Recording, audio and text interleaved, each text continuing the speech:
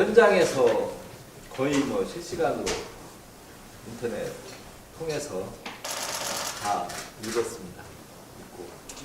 또 그 현장에는 지방 쪽은 안 왔지만 그 중앙 언론들은 상당히 상당히 했었습니다. 통신 기록이라든가 몇 개 중앙들은 열심히 했었는데 아마 그 일본 메이지 산업 시설 겹치는 바람에 더 오지 않았나 이런 생각을 많이 했고요. 그 현장에 가서 그분들 그 시위 장면 현장에 저도 갔었고 또 격려도 했고 한 20여 명 정도 와서 시위하는 모습을 봤고 특히 외교부 그 조태열 차관을 비롯해서 굉장히 고생들 많이 하고 있었습니다. 현장에서 일본과 마쿠까지 협상을 하는데 그 심사 시간을 2번을 연기를 했죠. 사실은 원래 일본 것이 우리 것보다 더 앞에 있었어요. 우리 것이 오후고 일본 것이 오전인데 일본 것이 오후로 밀렸다가 그 다음에 다시 다음 날로 마지막 순간까지 밀리는 그런 과정을 계속해서 지켜봤습니다. 그 회의장에 가서 놀란 점입니다. 저희들은 이 세계유산 등재 심사하고 하는 회의가 뭐 한 20여 명 이렇게 앉아서 서류 놓고 검토하고 발표하고 이런 형태를 알았는데 엄청난 규모의 방대한 회의장 그 컨벤션에서 원형으로 이렇게 돼 있는 회의장에서 3일 연속 계속 하루 종일 회의를 합니다. 그리고 찬반이 계속 진행이 됩니다. 어느 한 지역이 발표를 하게 되면 발표를 당사자가 하는 게 아니고 그 이코모스라고 그 유물유적 위원회가 그동안 몇 년 동안 했던 것들을 발표를 하면 그걸 놓고 찬반 토론이 벌어졌습니다. 저희들은 어느 정도 내정이 돼서 짜가지고 하면 그냥 다른 거 하나 누가 해주면 등재 서겠습니까? 막 이렇게 가는 줄 아는 건데 굉장히 많은 나라들이 의견을 개진하고 발표하고 그것도 순서도 없고 그 현장에서 바로 실시를 하면 의장이 지정해서 발언하고 그 다음 날에 넘어가고 이런 방식으로 계속해서 긴장감을 나름대로 많이 조성을 하는 걸 봤습니다. 그러나 우리 백제 역사유적은 안 된다는 분위기는 첫날부터 없었습니다. 100% 된다는 전제로 한 분위기가 회의장에 만연이 돼 있어서 생각보다 마음은 좀 편하게 지난번 태권도하고는 완전히 달랐습니다.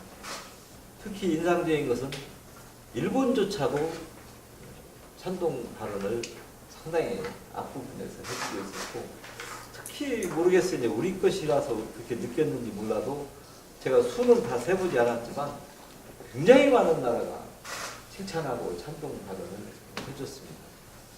한 20여 나라 거의 한 것 같은데 대부분 굉장히 준비를 철저히 잘했다는 얘기하고 그 의미가 대단히 깊다 얘기했습니다.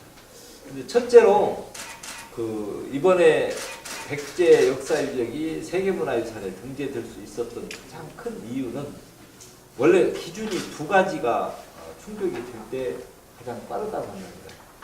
인류 문화에 얼마나 기여했는가, 그 다음에 스스로의 독창성을 가지고 있는가, 해석을 하면 그렇게 됩니다.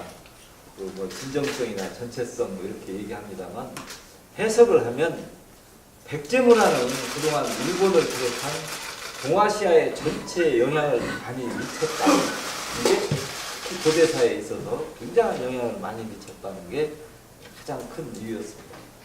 우리나라에 수많은 고대 국가가 있었지만 백제만큼 확실하게 외국에 영향을 미치고 영토까지 가지고 있던 것은 유일하다고 봅니다. 그런 면에서 백제가 이제사 관심을 갖게 된 것은 너무 늦은 거다. 고구려 백제 신라 삼국 중에 지금 백제가 제일 늦게 된 겁니다. 그래서 그런 면에서 저는 너무 기뻤습니다.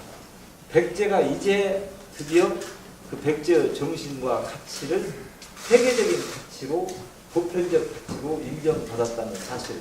그게 이제 1번입니다. 두 번째는 독창성이죠. 그 나름의 특성을 잘 간직하고 있다. 수많은 문화유산이 있었지만 백제인들의 그 탁월한 건축 기술을 비롯한 그 문화를 창조해 나가는 기술, 그 다음에 미적 감각, 이런 것들이 탁월했다는 게 이번에 세계문화유산 지정 과정에서 가장 부각이 됐다고 봅니다. 그러니까 두 가지가 인류 문화 형성에 기여한 것과 백제 문화의 고유성이 대단히 독창적으로 이루어졌다, 이렇게 보시면 될 것 같습니다. 그런 것이 이제 인정받았다는 거죠. 그래서 이제 그 자리에서 저희들이 이제 각국이 그 등재가 결정해지고 보류가 된 데도 있고 거부된 데도 있고, 그런데 등재가 한 3분의 1 정도 되나요? 올라온 중에 생각보다 그렇게 많이 막 되는 건 아니더라고요. 근데 되고 나니까 우리 바로 직전에 싱가포르가 하나 됐는데 엄청납니다. 그 사람들도 뭐 현장에서 사진 찍고 난리가 나는데 우리는 이제 가운데 딱 앉아 있어가지고 당선이 되고 이제 앞지만 앞서고 와서 이제 축하한다고도 오고 하는데 회의 진행 중에 약간 지적을 좀 받았어요. 회의 진행이 하는데 계속 사진 찍고 하니까. 왜냐면 우리가 이제 소감을 발표도 돼 있는데 어느 나라나 한 명만 소감 발표인데 우리만 3명이 소감을 발표했습니다. 문화재청장이 하고 충남지사, 전북지사 이렇게 3사람이 소감 발표를 했는데, 지금 내가 왜 그 말씀을 드리냐면 세계 문화유산이 지정이 되면서 이렇게 많은 자치단체가 공동으로 노력해서 한 것은 최초랍니다. 5개의 자치단체가 관여되어 있지 않습니까? 익산, 공주, 부여, 전북, 충남, 이렇게 자치단체 장이 5명이 다 참석을 했습니다. 그 자리에. 그런데 어떤 이적도 대개는 어느 한 지역에 해당이 되는데 우리처럼 굉장히 넓은 범위에 걸쳐서 수많은 자치단체가 통합추진단이라는 것을 만들어서 이번에 자료를 냈지 않습니까? 그 통합추진단이 가장 공을 많이 세운 조직이라고 보시면 됩니다. 물론 이코모스라든가 한국위원회, 유네스코, 문화재청, 외교부, 뭐 각 자치단체 다 고생을 했지만 통합추진단이 바로 이제 공무원들이 파견 나가고 일부 전문가들하고 해서 지금 대전에 있다고 하는 게 바로 그겁니다.